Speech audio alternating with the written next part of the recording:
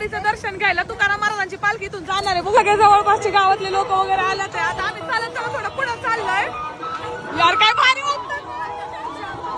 ओढ फक्त एवढी की तुकाराम महाराजांच्या दर्शनाची. सखे पंढरीला बघू शकता आमच्या छोट्या माऊली डोक्यावर वजन वगैरे घेऊन. बापरे एवढा लांब चालत जाणार. गाईस तर आज मी घातलेली साडी ना माझ्या आजीची आहे. मस्त आहे ना. श्रीनाथ पतसंस्थेकडून दूध पाण्याची सेवा चालू आहे. किती वर्षापासून चालू आहे? 10 ते 15 वर्ष झाली चालू.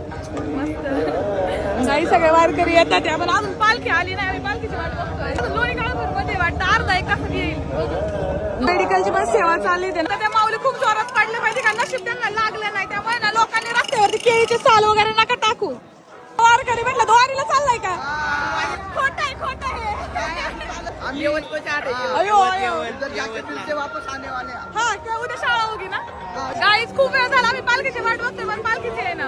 कोण म्हणते 5 मिनिटं कोण म्हणते 10 मिनिटं पण किती पण आज आम्ही थांबणार आहे.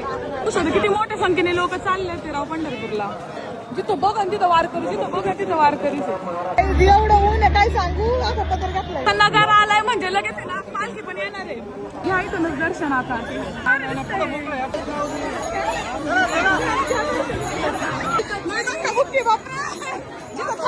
दर्शन घेता येईल. वारकरी ना दिंडी सोडत ते म्हणजे इतकी शिस्तप्रिय असतात ना त्यांची दिंडी पुढे गेली तर बघा कसे पळत चालले ते. हे वारकरी चालले तर मी एक गोष्ट नोटीस केली. वारकरी स्वतःच्या हातातलं आहे ना खाऊ होता ना तो आहे ना लहान मुलांना देत होते.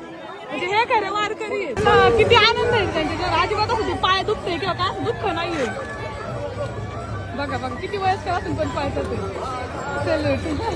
गाईज एवढं अवघड आहे ना चाललं. एवढं फास्ट चालतात ते लोक. चला चला माऊली पळतात.